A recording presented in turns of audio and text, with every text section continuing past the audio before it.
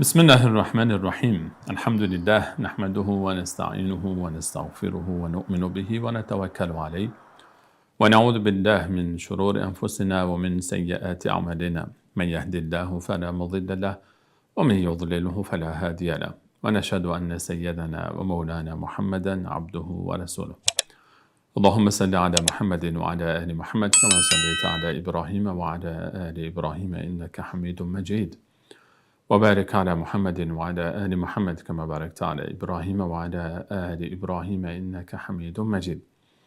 عرض سلام دارم و ادب و احترام خدمت همه شما گرامیان. امیدوارم هر کجا که هستید در سایه الطاف اندای متعال موفق و پیروز و سربلند باشید و هر روز و هر لحظه زندگیتان در عبادت الله متعال و تلاوت آیات کلام پاکش و عمل به دستورات او زیباتر از روزها و لحظات گذشته آن سپری گردد.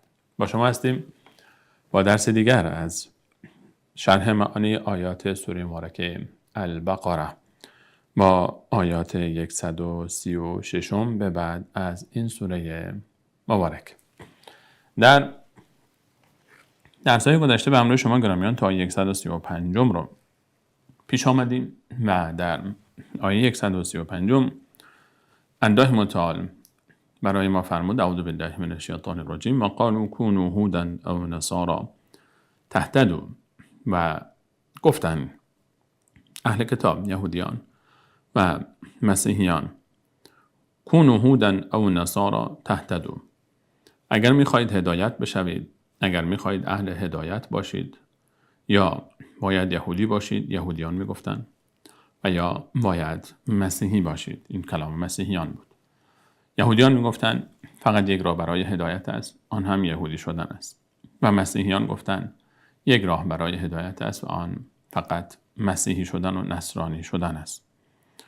و الله متعال در پاسخ به آنها، بالاخره هدایت به دست الله متعال است و الله متعال است که تصمیم میگیرد کی هدایت شده است یا نشده است. حکم دست الله متعال است.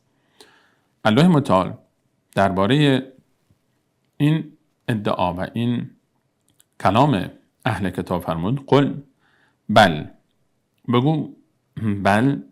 کلمه بل وقتی در ادبیات عربی می آید آنچه قبل از او ذکر شده است را باطل می کند، باطل اعلام می کند و بعد از او هرچه می آید اون رو اثبات می کند.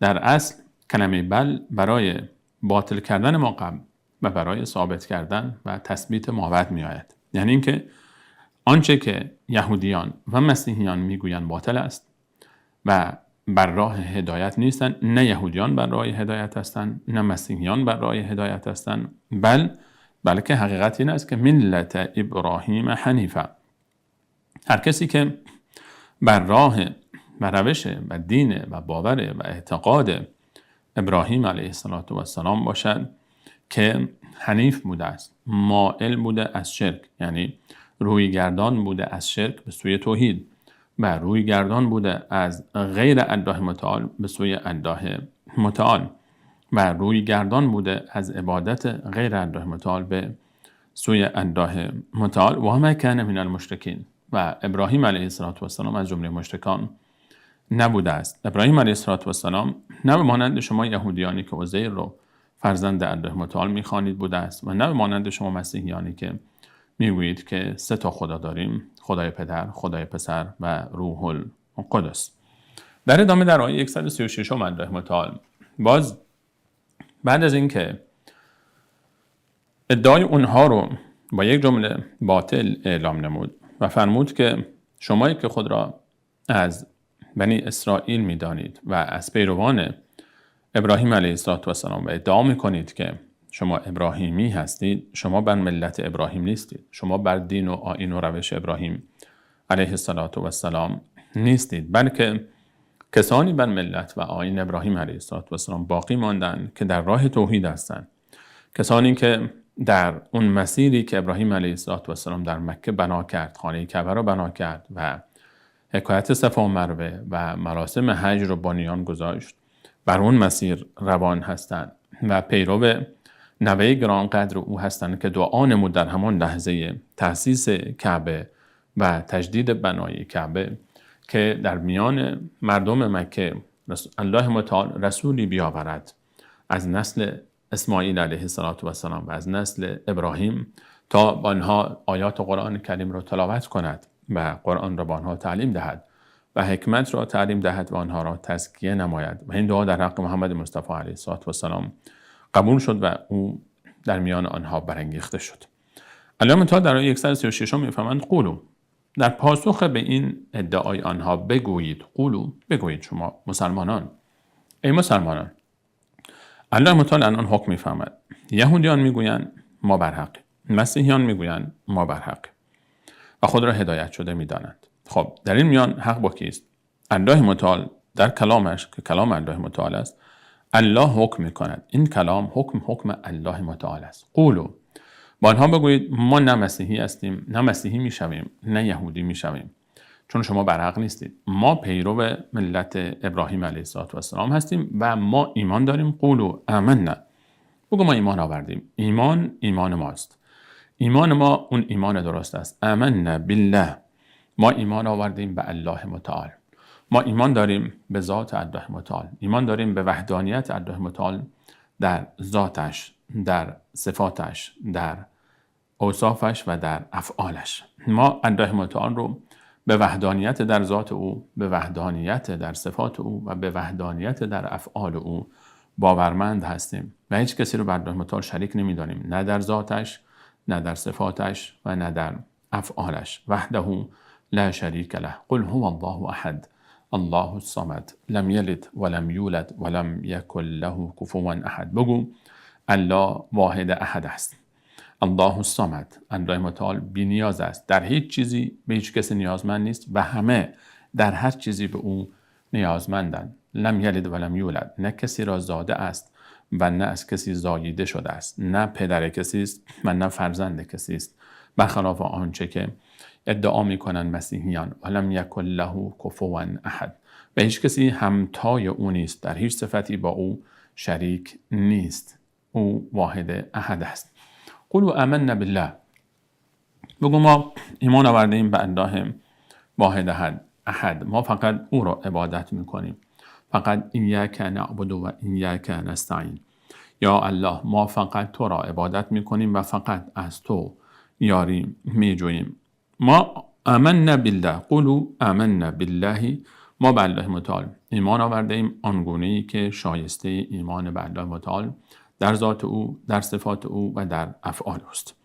و ما انزل، و ایمان آوردیم با واو عطف است، آمنا بالله و آمنا بما انزل الینا، و آنچه که بر ما نازل شده است. ما ایمان آوردیم به آنچه بر ما نازل شده است، بر پیامبر ما و سپس به ما رسیده است، قرآن کریم. قرآن کریم کلام الله متعال است. آنچه را که الله متعال فرموده است ما به قرآن کریم ایمان داریم. این کلام الله متعال است. الله متعال آنچه را که برای ما فرستاده است ما با آن باورمندیم و با آن ایمان داریم. و ما انزل الی ابراهیم، نه تنها ما به قرآن کریم به عنوان کتاب آسمانی باورمندیم، ما اعتقاد داریم و ایمان داریم و باور داریم به آنچه که انزل الی ابراهیم، آنچه که نازل شده است به سوی ابراهیم علیه السلام. آنچه به سوی ابراهیم علیه السلام نازل شده بود که در آیات دیگری از قرآن کریم با صحف ابراهیم از اون یاد شده است. بر ابراهیم علیه السلام هم کتابی نازل شده بوده است و اون کتاب فعلا در اختیار ما نیست، چیزی از آن برای ما باقی نمانده است. اما قرآن کریم اشاره می‌فرماید به نام صحف ابراهیم و اینجا به ما انزل الی ابراهیم، شبیه این آیه رو با همین محتوا با تغییر در الفاظ مقداری در سوره مبارکه آل عمران داریم که آنجا الله متعال می‌فرماید در آیه 84 و ما انزل علینا و ما انزل علی ابراهیم. اینجا الی میاد، آنجا علی، که در وقت مقتضی خودش آنجا صحبت خواهیم کرد.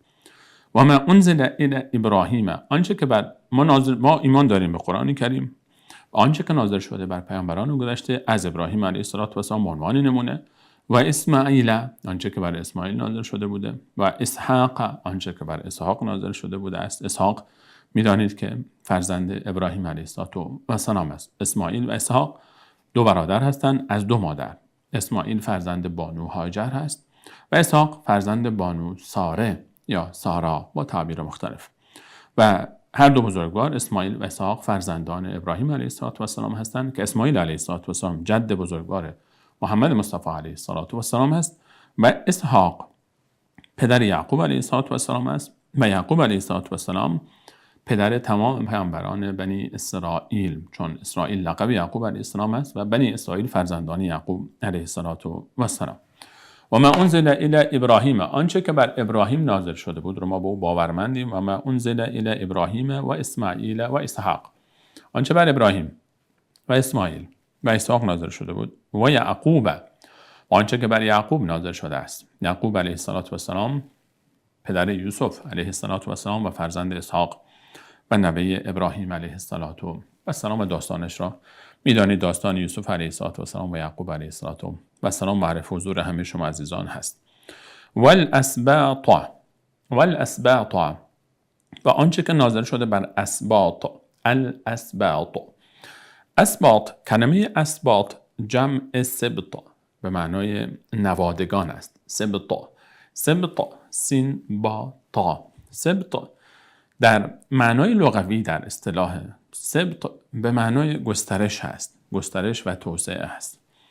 و درخت رو هم وقتی که شاخه‌اش بزرگ میشه بهش سبط میگویند. و از آنجایی که نسل انسان با نوادگان انسان، فرزندان انسان گسترش پیدا میکنند، این تعبیر برای نوادگان هم استفاده شده. سبط به معنای نواده است. فرزندان انسان اسباط نامیده میشوند. و درباره مثلا سیدنا حسن و حسین رضی الله عنهما مثلا سبط النبی نام دارند، یعنی نوادگان محمد مصطفی علیه السلام. اینجا اسباط مراد نوادگان یعقوب علیه السلام هستند.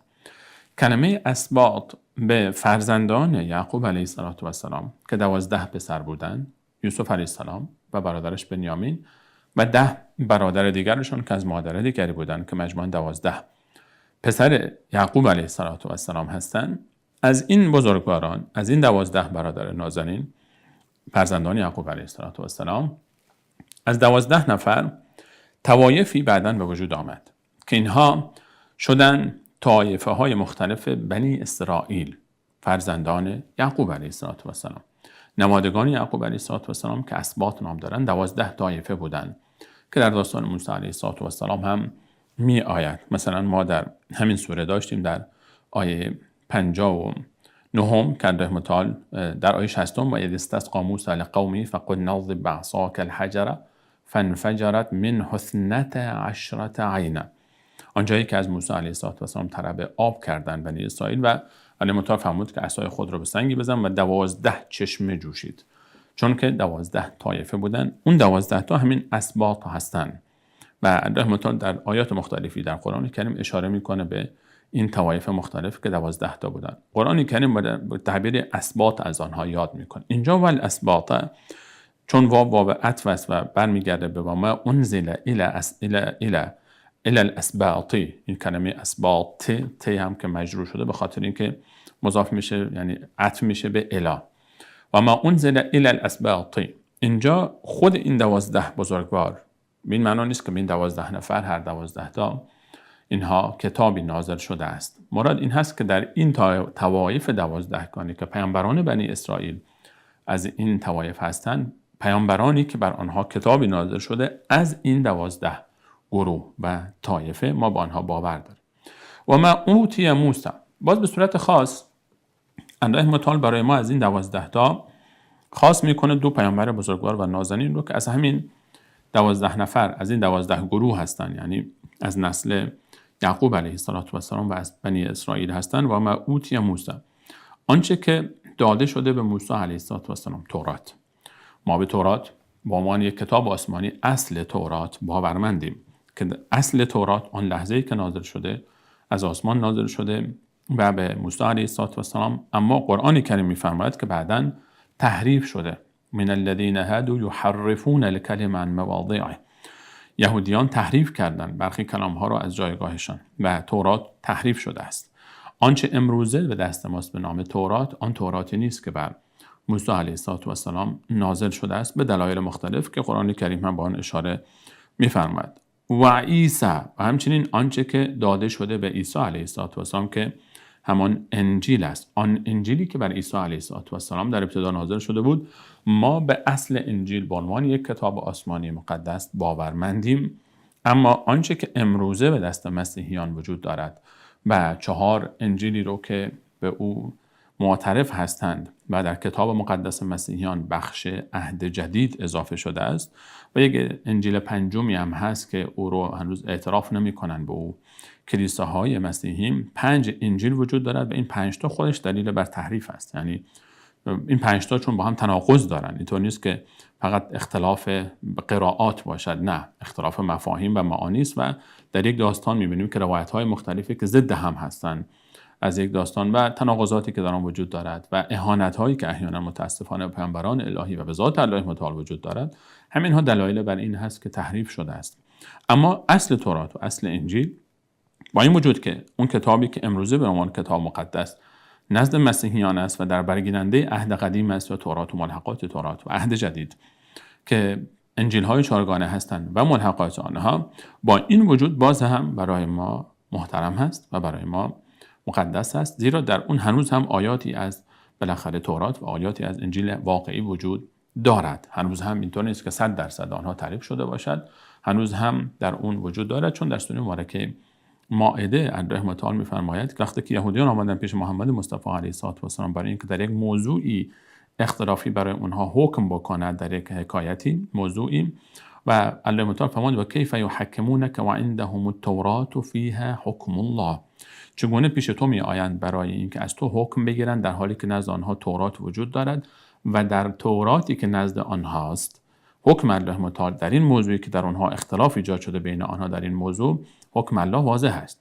و اون آیه در سوره مبارکه مائده الله متعال اشاره می‌فرماید در اون آیه که صراحتاً توراتی که در زمان محمد مصطفی علیه السلام بوده است، خب طبیعتاً بعد از نزول قرآن است و بعد از پیامبری رسول الله علیه السلام به تورات تحریف شده‌ای بوده که در دست یهود وجود داشته. چون در همون موقع الله متعال باز هم اشاره به تحریف تورات می‌کند، باز هم اشاره به این دارد که در همان زمان هم بوده است آیاتی از تورات که دستخوش تحریف نشده بوده و اصل تورات باقی مانده بوده است. الله متعال برای ما اینجا می‌فرماید که ما ایمان داریم به آنچه که به تمام انبیای الهی آمده. در پایان خلاصه می شود و ما اوتی النبیون من ربهم، آنچه که به پیامبران الهی داده شده است، به انبیای الهی داده شده از سوی پروردگارشان به صورت اجمالی ما به صورت کلی به همه اونها ایمان داریم.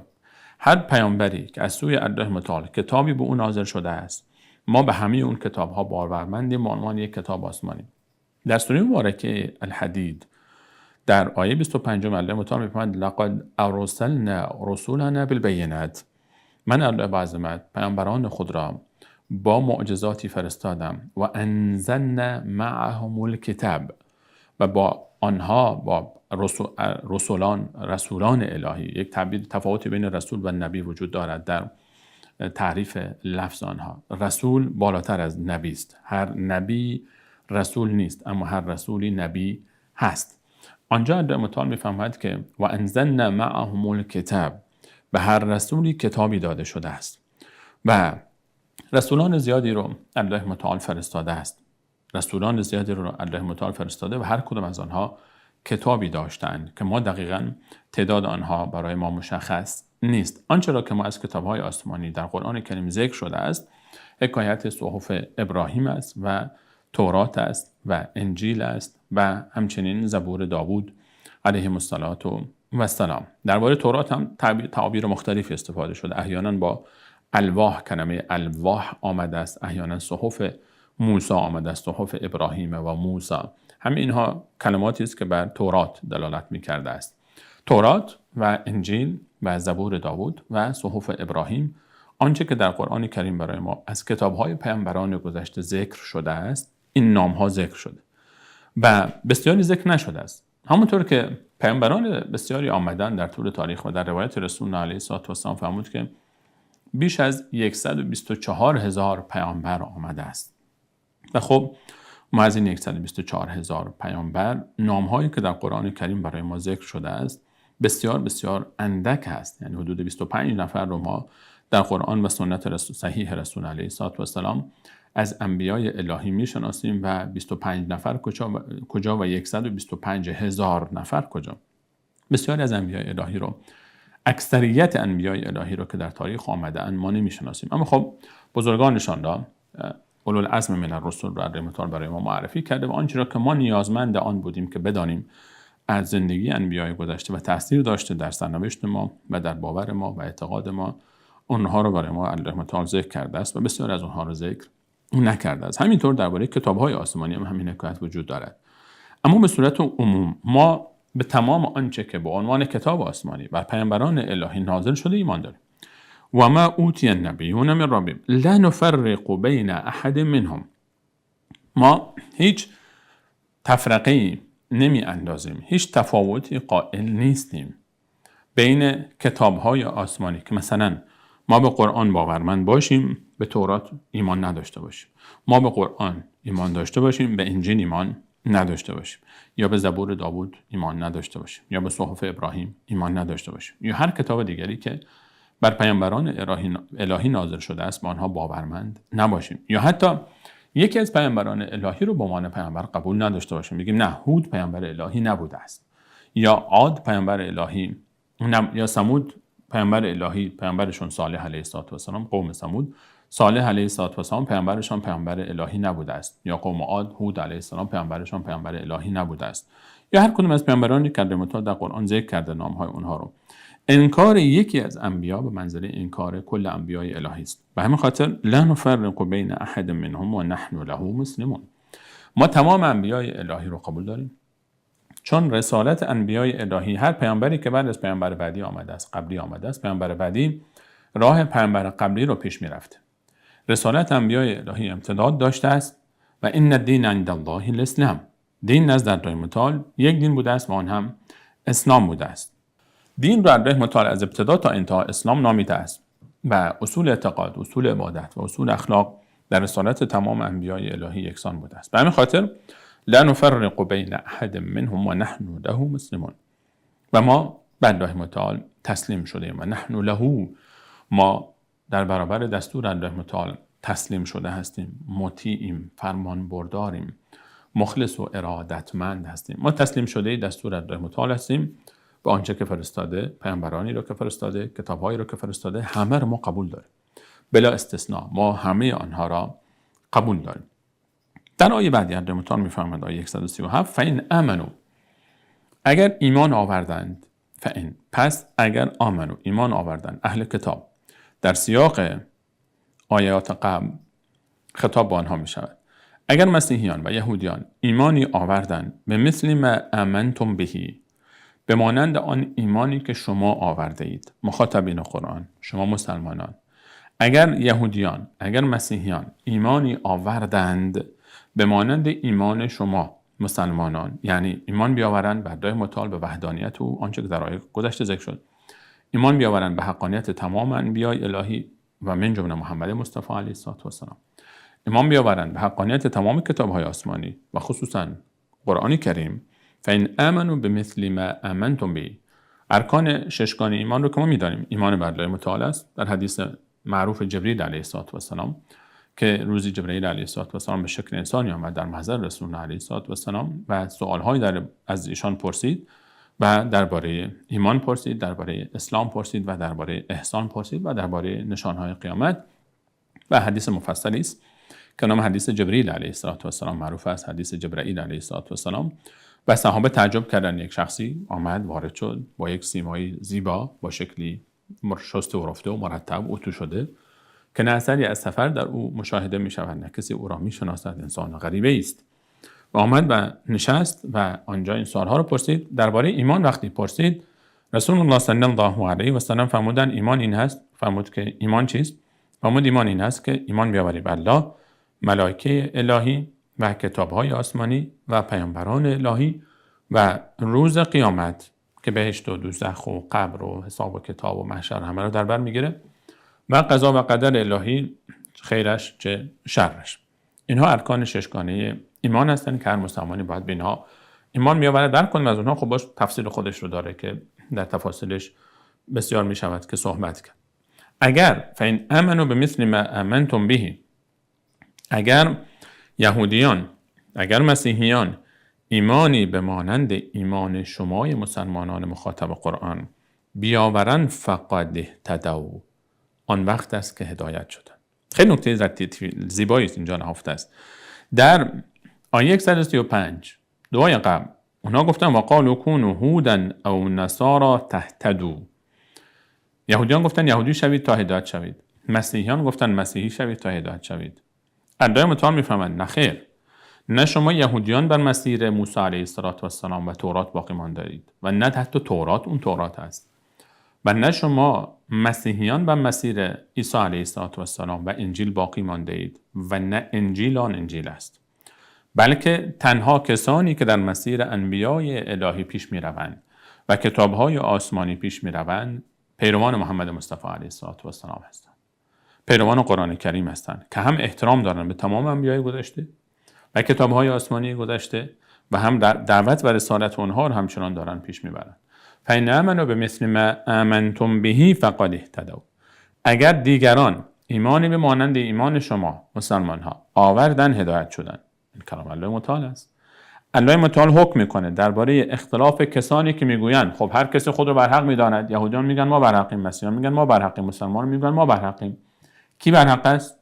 الله متعال حکم میفرماید اگر ایمانی به مانند ایمان شما آوردن با این اصول، ایمانی که قرآن معرفی میکنه، ایمانی که محمد مصطفی علیه السلام معرفی میکنه، اگر همچین ایمانی را آوردن فقد اهتدوا، آنها هدایت شدن. و این تولوا، اگر روی گردان شدن، اگر نه قبول نکردن، روی گرداندن به سمت دیگری غیر از آن سمتی که شما میرید، غیر از اون مسیری که شما میروید، غیر از اون اعتقاد و باوری که شما دارید، به اعتقاد و باور دیگری روی آوردن، فانما هم فی شقاق، پس آنها در شقاق هستند. شقاق به چند معنی استفاده میشه در لغت عرب. شقاق به معنای اختلاف می آید، شقاق به معنای جدال و مناظره می آید، شقاق به معنای دشمنی می آید، شقاق به معنای ضلالت و گمراهی می آید.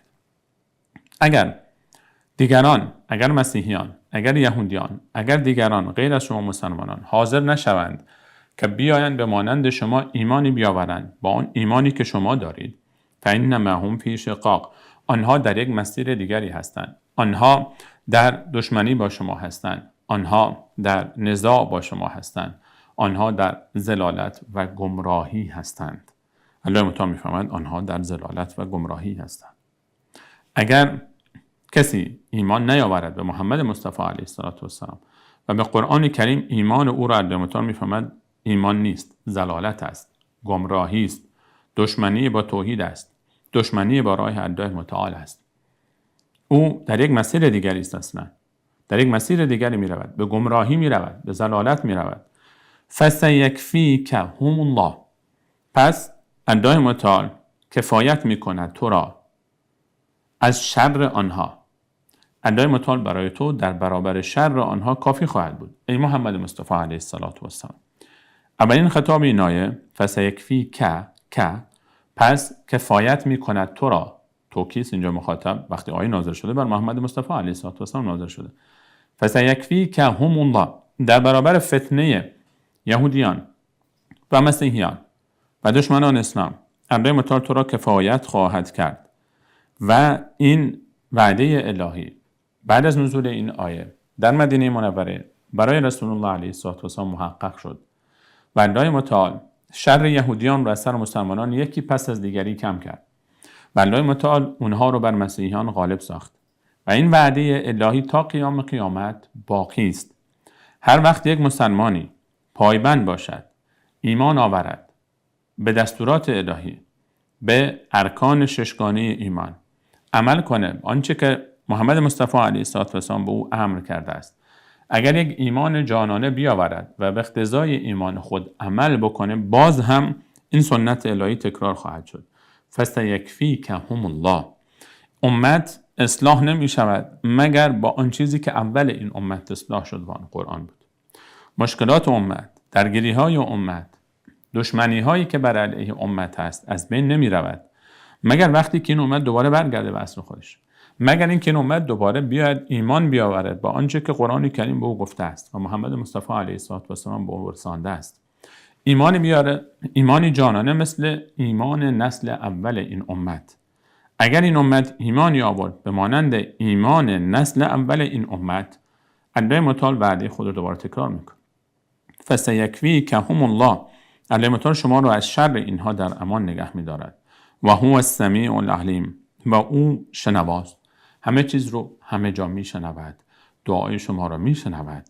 و العلیم، آگاه است به مشکلات شما، آگاه است به دردهای شما، آگاه است به زخمهای شما، آگاه است به دشمنان شما. والله اعلم باعدائکم، الله متعال دشمنان شما را خوب میشناسد.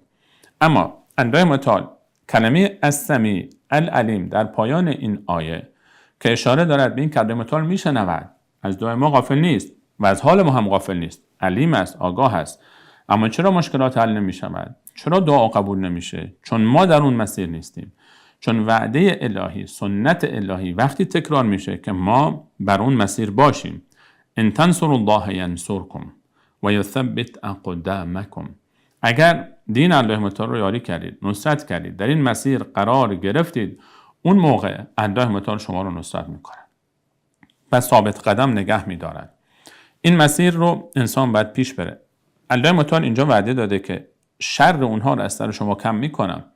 که وعده رو داد وقتی که فرمود فإن آمنوا بمثل ما آمنتم به، اگر اونها ایمان بیاورن اونها هم هدایت شدن، اگر نیاوردن در دشمنی با شما هستن. این دشمنی یعنی اینکه نزاع ایجاد میکنه، جنگ ایجاد میکنه. و چون اونها ایمان حقیقی ندارن، چون اونها در مسیر نادرستی هستن، چون در مسیر شرک هستن، سنلقی فی قلوب الذین کفروا الرعب بما اشرکوا بالله، در سوره مبارکه آل عمران، در خلال آیاتی که درباره غزوه احد نازل شده است، الله متعال میفرماید در قلب کسانی که مشرک هستند من الله با عظمت رعب میاندازم، ترس میاندازم، خوف میاندازم و در میدان نبرد اونها شکست خواهند خورد، به شرطی که مؤمن باشد، به شرطی که مؤمن پایبند باشه با آنچه که الله متعال به او فرستاده است. والذین جاهدوا فینا لنهدینهم سبلنا، کسانی که در مسیر راه من الله با عظمت تلاش میکنن، جهاد میکنن، قدم برمیدارن، سلاح برمیدارن، از اعتقاد خودشون، از باور خودشون دفاع میکنن، در میدان عمل هستن، اونها رو من یاری میکنم، راه رو به اونها نشان میدهم. فسیکفیکهم الله، الله متعال تو را از شر آنها نجات خواهد داد. این سنت الهی باقی است و تکرار میشه. خطاب اول به محمد مصطفی علیه السلام است و خطاب بعدی به هر کسی که این آیه را میخواند و به این آیه باورمند است و به این آیه ایمان دارد.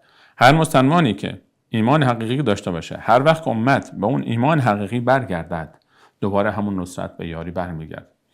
یک نکته لطیف دیگری در این آیه نهفته است. اولین گروهی که مخاطب این آیه بودند، فإن آمنوا بمثل ما آمنتم، این کلمه آمنتم، اگر دیگران ایمانی بیاورند به مانند ایمانی که شما آوردید. این کلمه شما که در این لفظ عربی آیه تم آمده است، این کلمه شما کی بودند؟ چه کسانی بودند؟ وقتی که این آیه نازل شد بر محمد مصطفی علیه السلام و اولین بار این آیه رو محمد مصطفی علیه السلام در مدینه منوره میخواند، مخاطبین این آیه کیا هستند؟ چه کسانی هستند؟ آیه با کی صحبت میکنه؟ اگر یهودیان مدینه، اگر مسیحیان دور و بر مدینه، اگر مشرکینی که دور و بر شما هستند، اگر غیر مسلمان ها ایمانی به مانند ایمان شما بیاورند، وقتی محمد مصطفی علیه السلام این آیه را میخواند، این شما کیا هستند که روبروی او ایستادند و مخاطب این آیه هستند؟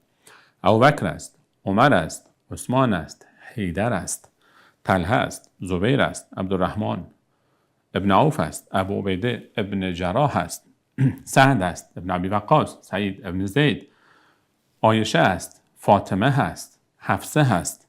این ایمان یاران رسول علیه السلام است.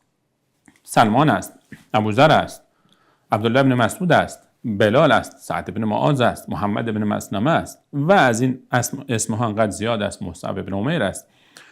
مهاجرینند، انصارند. الله متعال ایمان صحابه محمد مصطفی علیه السلام را معیار پذیرش ایمان دیگران قرار داد. این صریح این آیه است. این آیه با صراحت به ما میگوید که هر وقت کسانی پیدا بشوند که ایمانی بیاورند به مانند ایمان صحابه محمد مصطفی علیه السلام، ایمان آنها پذیرفته است. الله متعال ایمان صحابه رسول الله صلی الله علیه و سلم رو معیار پذیرش ایمان دیگران قرار داده. یک معیار است، یک ترازوست برای سنجش ایمان دیگران. فَإِنْ آمَنُوا بِمِثْلِ مَا آمَنْتُمْ، ای صحابه محمد مصطفی علیه السلام، ای مهاجرین، ای انصاریان، اگر دیگران مسیحیان، یهودیان، مشرکین، غیر مسلمانان ایمانی به مانند ایمان شما آوردند، فقد اهتدوا، آنگاه هدایت شدند. خوب دقت کنید این قسمت آیه رو. فَإِنْ آمَنُوا بِمِثْلِ مَا آمَنْتُمْ بِهِ فَقَدْ اهْتَدَوْا، آیه 137 سوره مبارکه البقره. الله متعال خطاب به یاران محمد مصطفی علیه السلام صحابه او می‌فرماید ای صحابه محمد مصطفی علیه السلام، اگر دیگران ایمانی به مانند ایمان شما آوردند فقد اهتدوا. الله متعال ایمان صحابه رو برای ما نه تنها تأیید کرده بلکه او رو معیار سنجش ایمان دیگران قرار داده. کسی ایمانی مثل صحابه بیاورد قبول است. ایمانی مثل ابوبکر، ایمانی مثل عمر، ایمانی مثل عثمان، ایمانی مثل علی، ایمانی مثل بقیه صحابه، ایمانی مثل همسران رسول علیه السلام، دختران رسول علیه السلام، مهاجرین و انصار، اینها ملاکن. صحابه رسول علیه السلام معیار سنجش ایمانند. اینها نه تنها در کنار رسول علیه السلام جانفشانی کردند و به او باور و ایمان داشتن، بلکه ایمان اونها را متعال تأیید میکنه و ملاک قرار میده، الگو هستند در ایمان. فَإِنْ آمَنُوا بِمِثْلِ مَا آمَنْتُمْ بِهِ فَقَدْ اهْتَدَوْا. در آیه 100 سوره مبارکه توبه، آیه 100 سوره مبارکه توبه که باز در خلال آیاتی که درباره غزوه تبوک نازل شده، الله متعال این آیه را آورده است که آنجا الله متعال در غزوه تبوک صحبت میکنه از کسانی که در غزوه نرفتند که دو گروه بودند. چند نفری از صحابه که تخلف کردند، 3 نفر و علی الثلاثه الذین خلفوا، و همچنین درباره منافقانی که به غزوه نرفتند و مجاهدان جان بر کفی از صحابه که به غزوه رفتند. 3 گروه رو برای ما مشخص میکنه. کسانی که نرفتند که 2 گروه بودند و کسانی که رفتند. الله متعال در غزوه تبوک، غزوه بسیار عظیمی است، در آیه 100 در خلال آیات غزوه تبوک وقتی از مجاهدین صحبت میکنه، وقتی از صحابه صحبت میکنه، و السابقون الاولون من المهاجرین والانصار، و سبقت گیرندگان اولیه در ایمان که همان مهاجرین و انصارند، والذین اتبعوهم باحسان، و کسانی که به نیکی از آنها، از مهاجرین، از انصار پیروی کنند، والذین اتبعوهم باحسان رضی الله عنهم و رضوا عنه، الله متعال از آنها راضی است و آنها هم از الله متعال راضی خواهند بود. و اعد لهم جنات، برای آنها باغها در جنت آماده کرده است که تجری تحتها الانهار، که از فرودست آنها نهرها جاری است. خالدین فیها ابدا، جاودانه برای همیشه در جنت خواهند ماند. ذلک الفوز العظیم، این رستگاری حقیقی است.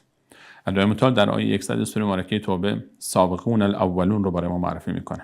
و السابقون السابقون اولئک المقربون فی جنات النعیم. الله متعال در سوره واقعه باز درباره سابقون، سبقت گیرندگان اولیه میفرماید مقربان هستند، در جنت نعیم قرار دارند. سابقون الاولون من المهاجرین و الانصار، من در اون کلمه در آیه 100 سوره مبارکه توبه من بیانیه است. سبقت گیرندگان اولیه در ایمان که همون مهاجرین و انصار هستند، کسانی که از مکه هجرت کردند با محمد مصطفی علیه السلام و رفتن به مدینه و کسانی که در مدینه از اونها استقبال کردند.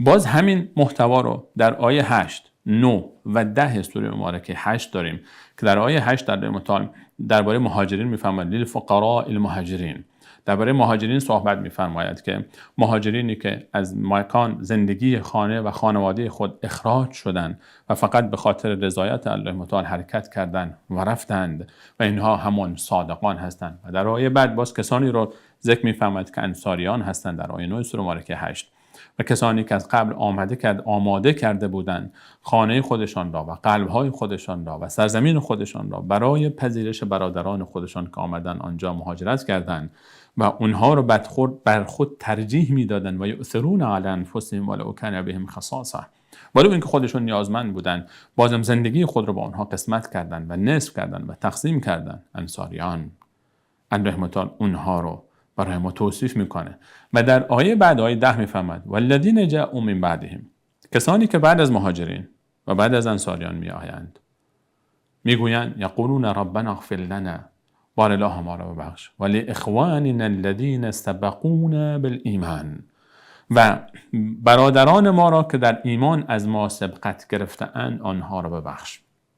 به این خاطر عرض کردم که اون من تعبیر آیه و سابقون الاولون من المهاجرین و الانصار من بیانیه است، چون آیات 8 9 و 10 سوره مبارکه 8 برای ما اون رو تفسیر میکنه، اون من رو بیان میکنه که و از زبان کسانی که بعد از آنها میان والذین جاءوا من بعدهم یقولون ربنا اغفر لنا ولاخواننا الذین سبقونا بالایمان، ما را ببخش و کسانی که بر ما سبقت گرفتند از ایمان، کمان مهاجرین و انصار هستند. الله متعال نه تنها صحابه محمد مصطفی علیه السلام رو، عموم صحابه رو برای ما چه مهاجرینشون چه انصاریانشون الگوی ایمان قرار میدهد و ایمان آنها را ملاک و سنجشی برای پذیرش ایمان دیگران قرار داده است. یعنی اصول ایمان آنها با آنچه که ایمان داشتند، باور آنها، ایمان آنها، آن رو ملاک قرار میدهد بلکه آنها را برای ما جنتی میخوانند و هر کسی که پیرو اونها باشد والذین اتبعوهم باحسان، کسانی که به نیکی از آنها پیروی کنند رضی الله عنهم و رضوا عنه، الله از آنها راضی است و آنها از الله متعال راضی هستند. دقیقاً همین تعبیر اینجا هم هست. فإن آمنوا بمثل ما آمنتم به فقد اهتدوا، چون اینها هدایت شده هستند، صحابه رسول علیه الصلاه و السلام، سابقون الاولون، هم مهاجران و انصار، چون اینها سبقت گیرندگان در ایمانند، هر کسی به مانند اینها شد فقد اهتدوا، هدایت شد. والذین اتبعوهم باحسان رضی الله عنهم و رضوا عنه، هر کسی که از اینها به نیکی پیروی کرد در ایمانشان به مانند آنها ایمان آورد، ایمان به الله، به ملائکه، به کتاب‌های آسمانی، به پیامبران الهی، به روز قیامت، به قضا و قدر الهی، به مانند آنها عمل کرد، اون موقع او هدایت شده است و الله از او راضی است و او از الله متعال راضی است. این آیه مدال افتخاری است برای صحابه رسول علیه السلام، به مانند آیات فراوان دیگری که در این سوره و سوره های دیگر در قرآن کریم درباره صحابه رسول علیه السلام است. در همین سوره باز در آیه 13 ما داشتیم که منافقان وقتی به آنها گفته میشد و اذا قیل لهم آمنوا کما آمن الناس، ایمانی بیاورید به مانند ایمان بقیه مردم، به مانند ایمان صحابه، اونجا هم بحث ایمان صحابه رو الله متعال ملاک قرار داد. گفتن انؤمن کما آمن السفهاء، گفتن ایمان به مانند ایمان انسان‌های نادان. الله متعال فرمود الا انهم هم السفهاء ولكن لا يعلمون، نادان حقیقی کسی است که صحابه را نادان می‌داند، صحابه را کافر می‌داند، صحابه را مرتد می‌داند، بلکه فإن آمنوا، اینجا می‌فرماید در آیه 137 فإن آمنوا بمثل ما آمنتم به فقد اهتدوا، بقیه اگر ایمان مانند ایمان صحابه آوردن هدایت شدند. و این تولوا فإنما هم فی شقاق، هر کسی که حاضر نیست ایمانی مانند ایمان صحابه رسول علیه السلام بیاورد، ابوبکر و عمر و عثمان و حیدر و دیگران و عایشه و فاطمه و دیگران، فإنما هم فی شقاق، آنها در گمراهی هستند، در ضلالت هستند، در دشمنی با حق هستند، آنها در یک مسیر دیگری هستند. فسیکفیکهم الله، اگر شما پایبند بودید به دین، به اعتقادتان، به باورتان، محکم گرفتید دینتان را، الله متعال شما را از شر دشمنان صحابه، از شر دشمنان قرآن، از شر دشمنان توحید، از شر یهودیان و مسیحیانی که دشمن شما هستند، همه اینها نجات خواهد داد، به شرط اینکه پایبند باشید به دینتان، به اعتقادتان، به باورتان. و هو السمیع العلیم، آن وقت است اگر شما ایمان حقیقی آورید، الله تعالی صدای شما را میشنود. از حال شما با خبر است، دعای شما اجابت خواهد شد. صبغت الله. در ادامه ارده میفرماید این ایمان، این باور، این ایمانی به مانند ایمان صحابه همون رنگ خدایی است. صبغت الله، رنگ خدایی. صبغت الله، مفسرین صبغت الله رو عنوان دین الله معرفی کردن. دین الله، فطرت الله، سنت الله، دستور الله متعال. این همون دین الهی است، این همون فطرت الهی است، این همون مسیری است که شما باید بروید. این رنگ خدایی به زندگی خود بیاورید. با تمسک به دین الله متعال، با ایمانی راسخ به دستورات دین الله متعال، با ایمانی به مانند ایمان صحابه محمد مصطفی علیه السلام، در زندگی خودتان دین رو بیاورید. صحابه محمد مصطفی علیه السلام در لحظه زندگی اونها دین مشاهده میشه. دین رو در زندگی آوردند، رنگ دینی گرفتند. همونطوری که لباس وقتی یک رنگی به خود بگیره، این رنگ جزئی از طبیعت اون لباس میشه و به راحتی از او جدا نمیشه. دین رو اینطور در زندگی خود بیارید. دین رو، ایمان رو به شکلی در زندگی خود بیاورید که در لحظه زندگی شما مشاهده بشه. زندگی شما رنگ خدایی بگیره. این رنگ رو نشه از زندگی شما جدا کرد. این رنگ در لحظه زندگی، در تار و پود زندگی شما مشاهده بشه. این کار رو صحابه کردند. این کار رو شما هم انجام بدید. صبغت الله و من احسن من الله صبغه. و چه کسی میتواند برای شما رنگی بیاورد در زندگی که زیباتر از رنگ الله متعال باشد؟ چه رنگی در زندگی بهتر از رنگ دین الله متعال، رنگ الهی؟ همچین رنگی رو شما رنگی زیباتر از رنگ خدایی، رنگ الهی، رنگ دین الله متعال در زندگی نمیتوانید بیابید. کافیه که یک مقایسه بکنیم بین زندگی کسانی که ایمان دارن، یک ایمان حقیقی. ما وقتی صحبت از ایمان میکنیم، آن چیزی رو که قرآن میفهمد، نه اون کسی که ادعای ایمان میکنه. بین ادعا تا عمل، بین ادعا تا واقعیت و تطابق آن با آیات قرآن کریم فاصله زیادی است. آنچه که قرآن میفرماید اگر در زندگی بیاید، اون زندگی یک رنگ و بوی دیگری پیدا میکنه، یک رنگ الهی پیدا میکنه، رنگ زیبایی پیدا میکنه. اون کسی که در زندگی او دین هست، اون کسی که در زندگی او الله هست، اون کسی که در زندگی او ایمان هست، باور هست، اون کسی که ایمان به آخرت دارد، زندگی این 180 درجه متفاوت است با زندگی کسی که نه به الله ایمان داره، نه به آخرت ایمان داره، نه اعتقادی دارد. اون مثل یک حیوان زندگی میکنه. وقتی کسی که ایمان نداشته باشه به یک روزی به عنوان حساب کتاب، ایمان نداشته باشه به عنوان خدا، به وجود خداوند، ایمان نداشته باشه به گرفت خداوند، هیچ ایمانی نداشته باشه، فرق این با یک حیوان چیست در زندگی؟ برای دست یافتن به اغراض خودش، اهداف خودش، نیت‌های خودش، شهوت‌های خودش هیچ خط سرخی رو نمیشناسه. هر کاری بخواد میکنه. در زندگی این افراد اگر انسان بره ببینید، آرامش رو بررسی کنید، عدالت رو ببینید، زندگی رو ببینید، انسانیت رو ببینید، اصلا قابل مقایسه نیست با زندگی کسی که دین دارد، رنگ خدایی دارد. صبغت الله، رنگ خدایی در زندگی بیاورید. این رنگ خدایی رو میشه با ایمان به مانند ایمان یاران محمد مصطفی علیه السلام آورد و بس. چون اون رو الله متعال ایمان آنها رو الگو قرار داده. ایمان آنها و اینها بودن که چگونه دنیا رو متحول کردن. وقتی ایمان آوردن چگونه تغییر یافتن و چگونه تغییر آوردند و بهترین دوران تاریخ بشر رو اینها رقم زدند. و بعد از آنها کسانی که بعد از آنها آمدن هم تا جایی که این مسیر رو هر کسی ادامه داد موفق بود و هر کسی که از این مسیر دور شد شکست خورد و هر کسی که رنگ دینی را از زندگی خودش جدا کرد، رنگ‌های شیطانی آورد، رنگ‌های نفسانی آورد، اون نتوانست که در زندگی خود آزاد باشد و امنیت داشته باشه و آرامش داشته باشه. صبغت الله و من احسن من الله صبغه. چه رنگی بهتر از رنگ خدایی در زندگی است. و نحن له عابدون. و ما مسلمانان که پایبند دین الهی هستیم، رنگ الهی رو برای خود پذیرفتیم. له عابدون. له عابدون. کلمه له قبل از عابدون ذکر شده. در ادبیات عرب در نظم جمله بعد از او می آمد. عابدون له بعد می آمد. اما بعد به جای اینکه بعد از او بیاید قبل از او آمده تا دلالت بر حصر بکنه، یعنی فقط او رو عبادت میکنیم. و نحن له عابدون. کلمه عابدون هم جمع عابد هست. عابد اسم فاعل هست، به معنای اسم فاعل دلالت بر استمرار و ثبات دارد، یعنی ما همیشه فقط او رو عبادت میکنیم. و نحن له عابدون، این جمله معناش اینطور میشه: ما فقط الله متعال رو و همیشه فقط الله متعال رو عبادت میکنیم. ما مسلمانانی که رنگ الهی گرفته ایم و مسیر صحابه رسول علیه السلام رو پیش میبریم، ما فقط او الله متعال رو عبادت میکنیم، فقط و فقط و همیشه و تا آخرین لحظه حیات.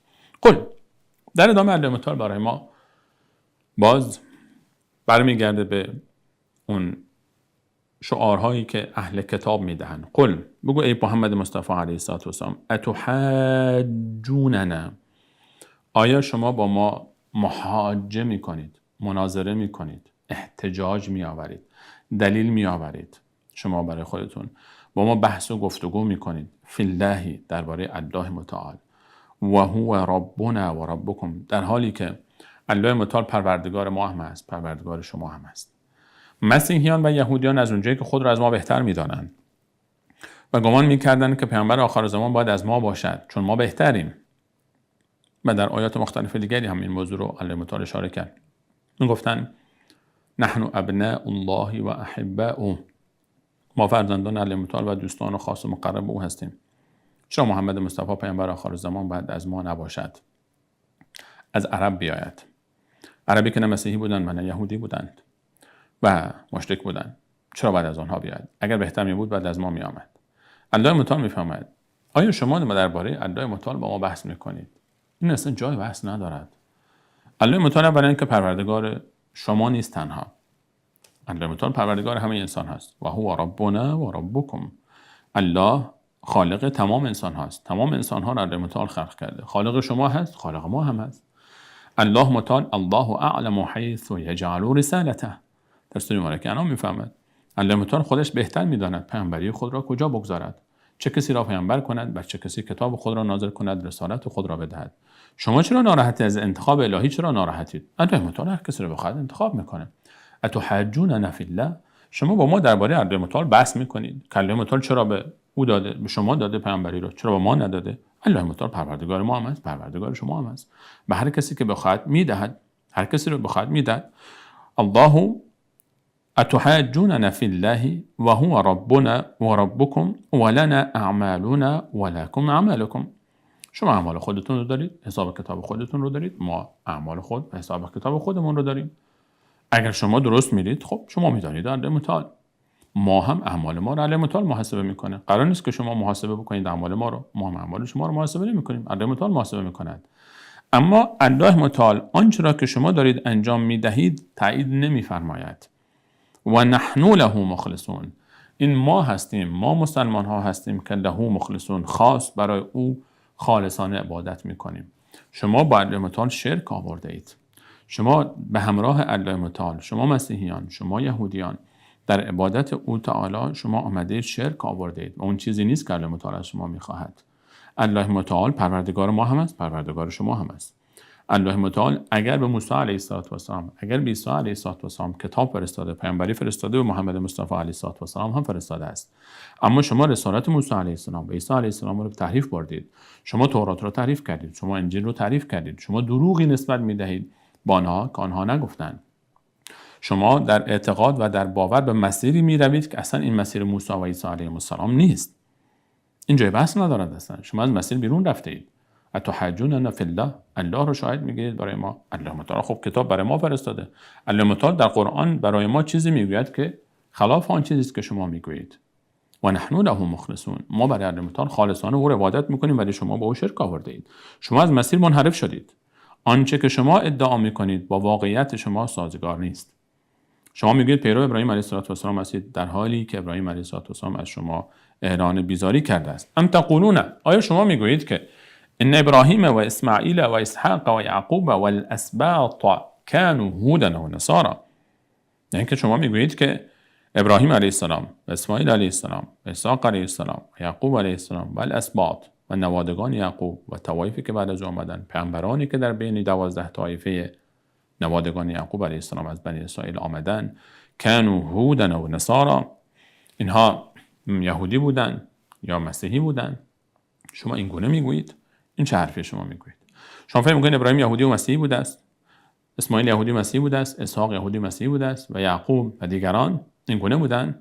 قل، بگوی پیامبر من، انتم، آیا شما اعلم و آگاه ترید ام الله، یا الله متعال؟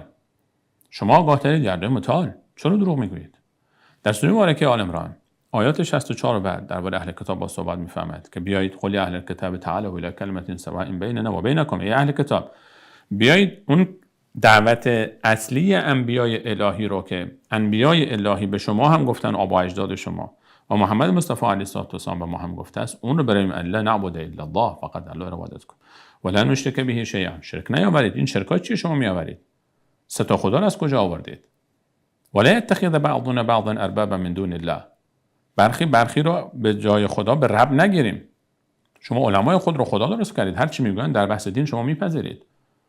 دین رو تعریف کردن، دین رو جابجا کردن. آیه بعد میفهمد در آیه 65 یا اهل الکتاب لما تحاجون فی، چرا شما بحث میکنید با ما درباره ابراهیم علیه السلام؟ و ما انزلت التوراة و الانجیل الا من بعده، تورات و انجیل که بعد از موسی ابراهیم علیه السلام نازل شده. موسی علیه السلام از نوادگان یعقوب است، نوه ابراهیم علیه السلام. عیسی علیه السلام از نوادگان یعقوب است، نوه ابراهیم علیه السلام. و ما انزلت التوراة و الانجیل الا من بعد افلا تعقلون، شما که میگویید که ابراهیم یهودی بوده، شما که میگویید ابراهیم مسیحی بوده، ابراهیم که صدها سال قبل موسی و عیسی به دنیا آمده است، اینها نوادگان او هستند، چطور میتواند که قبل از تورات قبل از انجیل آمده و یهودی و مسیحی بوده باشد؟ ها انتم هؤلاء حاججتم فيما لكم به علم، در آیه بعد آیه 66 سوره آل عمران، شما درباره آنچه که علم دارید با هم بحث میکنید. فلم تحاجون فيما ليس لكم به علم، چرا درباره آنچه که شما علم ندارید بحث میکنید با هم؟ به چه حقی شما بحث میکنید؟ ما کان ابراهیم یهودیا ولا نصرانیا، ابراهیم نه یهودی بوده نه مسیحی بوده، نه بر اعتقاد شما یهودیا بوده است نه بر اعتقاد شما مسیحیان، نه آنچه که شما امروزه میگویید ملت ابراهیم است. این اعتقاد ابراهیم نیست، نه یهودیان نه مسیحیان. ما کان ابراهیم یهودیا ولا نصرانیا ولکن کان حنیفا مسلما، انسانی بود که مسلمان بود، تسلیم شده دستورات الله متعال و از شرک و کفر روی گردان بود، به سوی الله متعال روی آورده بود. و ما کان من المشرکین، مشرک نبوده است. در آیه 67 صراحتاً میفهمد، در آیه 68 سوره آل عمران ان اول الناس بابراهیم، نزدیکترین انسان ها به ابراهیم، حقدارترین آنها، کسانی که بر مسیر آنها موندند، ان اول الناس بابراهیم للذین اتبعوه، کسانی هستند که در زمان خودش او را پیروی کردند، و هذا النبی، و این پیامبر محمد مصطفی علیه السلام است، والذین آمنوا، و کسانی که به او ایمان آوردند، والله ولی المؤمنین، و الله متعال ولی و سرپرست مؤمنان است. الله متعال اینجا میفهمد در آیه 140 سوره مبارکه البقره قل انتم اعلم ام الله، شما راستگوترید یا الله متعال؟ الله متعال میگه که ابراهیم مثل شما نبوده است، اعتقادش باورش نه یهودی بوده نه مسیحی بوده. شما اصلا چطور امکان دارد قبل از تورات بوده، قبل از انجیل بوده، بعد یهودی و مسیحی باشد؟ قبل از موسی و عیسی علیهم السلام بوده است. و من اظلم، کیست ظالمتر ممن کتم شهادة عنده من الله، از اون کسی که کتمان میکنه اون شهادتی را که نزد اوست از جانب الله متعال. در آیه 146 همین سوره البقره میفهمد الذين اتيناهم الكتاب يعرفونه كما يعرفون ابناءهم، کسانی که اهل کتاب به اونها الله متعال میفهمد کتاب داده شد، به یقین خوبی میدانستند که محمد مصطفی علیه السلام همون پیامبر آخرالزمان است که منتظرش بودن که میآید. بلکه در تورات و در انجیل وصفش آمده است. در آیه آخر سوره مبارکه فتح الله متعال میفهمد محمد رسول الله والذین معه اشداء علی الکفار، محمد مصطفی علیه السلام رو که توصیف میکنه، وصف حال ایشان و یارانش رو میفهمد ذلک مثلهم فی التوراة، در ادامه آیه در تورات و در انجیل وصف آنها آمده و مثلهم فی الانجیل، و مثالشان در انجیل چی بوده مفصل اون آیه ذکر میکنه. هم وصف محمد مصطفی علیه السلام هم یارانش رو در تورات و انجیل آمده بوده است، اما اینها کتمان میکنن و نگفتن. و ما الله بغافل عما تعملون، الله متعال غافل نیست از آنچه که شما انجام میدید، تحریف هایی که میکنید، کتمانی که میکنید، دروغایی رو که میگویید. در پایان جزء یکم آخرین آیه این جزء در آیه 141 باز دوباره اردمتال آیه 134 رو تکرار میکنه. یعنی دقیقاً همون محتوای آیه 134 همون آیه اینجا دوباره تکرار میشه. 134 و 141 یک آیه است. هر دو تا یک تعبیر و یک لفظ است. تلک امة قد خلت لها ما کسبت ولکم ما کسبتم. اون عزیزان بزرگواران پیامبرانی که بودن امتی بودن که گذشتن، در گذشتن و رفتن. لها ما کسبت، اون امت هر چه داشته برای خود کسب کرده. ولکم ما کسبتم، و آنچه که شما دارید برای شماست. آنها اگر انسانهای خوبی بودن برای خود خوب بودن. آنها اگر نیکی کردن، اگر عبادتی کردن برای خود کردن. شما پرونده اعمال خودتون رو دارید. این که نسبت دار یکی از اولیای خدا هستید، از نوادگان اونها هستید چند نسل بعد، این به نفع شما نیست. اینطور نیست که به درد شما بخوره این نسبت داشتن تا وقتی شما در مسیر آنها نباشید. شما در مسیر شرک و کفر پیش میرید و هیچ وقت ابراهیم علیه السلام و فرزندانش و یعقوب علیه السلام و پیامبران بزرگوار الهی و موسی و عیسی علیهم السلام شفاعتگر شما نخواهند بود، چون شما در مسیر شرک هستید. پیامبر کسی را شفاعتگر است که راه پیغمبر است. شما کسی رو شفاعت میکنه پیامبر الهی که راهش رو برود، در مسیر توحید باشه. شما در مسیر شرک و کفر هستید، بعد فکر میکنید چون که نسبت دار یک ولی خدا هستید روز قیامت مستقیم بهشت میروید. اگر نسبت دار بودن به درد کسی میخورد، بعد به درد پسر نوح علیه السلام میخورد که هلاک شد و به دوزخ رفت، یا همسر نوح علیه السلام که به دوزخ رفت، یا همسر لوط علیه السلام که به دوزخ رفت، یا ابولهب عموی محمد مصطفی علیه السلام که به دوزخ رفته است و آیات قرآن کریم درباره این افراد نازل شد. نسبت داشتن خالی به درد کسی نمیخوره. اگر نسبت داشتن به درد کسی میخورد، بعد به درد همسر بانو آسیه الگوی ایمان میخورد فرعون، در حالی که فرعون در دوزخ است و آسیه در جنت هست. و این موضوع به درد کسی نمیخورد. تلک امة قد خلت لها ما کسبت ولکم ما کسبتم ولا تسألون عما كانوا يعملون. از شما هم کسی نمیپرسد درباره کسی آنچه که آنها انجام دادن. مسیر خودتون رو درست کنید. این مسیری که میروید انحراف است. این مسیری که میروید این مسیر توحید نیست. این مسیر شرک است. شما در مسیر موسی علیه السلام و عیسی علیه السلام و تورات و انجیل حقیقی نیستید. شما در مسیر ابراهیم علیه السلام نیستید. ایمان بیاورید به مانند ایمان صحابه محمد مصطفی علیه السلام تا در مسیر قرار گیرید. فإن آمنوا بمثل ما آمنتم به فقد اهتدوا. اگر ای صحابه محمد مصطفی علیه السلام، ای مسلمانان، ای پیروان صحابه، اگر دیگران ایمانی به مانند ایمان شما آوردند، آنگاه هدایت شدند. و ان تولوا فإنما هم فی شقاق. اگر روی گردان شدند، آنها در مسیر دیگری، در گمراهی و ضلالت و دشمنی با شما هستند. این آیه رو تکرار کردم چون نکته بسیار مهمی در این آیه نهفته بود. با این آیه یعنی 141 سوره مبارکه البقره به پایان جزء یکم رسیدیم. الله را شاکریم که توفیق داد تا جزء یک رو به پایان برسانیم. در درس بعدی ان شاءالله با شما عزیزان با اولین آیه از جزء دوم کلام الله مجید همراه خواهیم شد و موضوع تغییر قبله ما رو همراهی بفرمایید. السلام علیکم و رحمت الله و برکاته.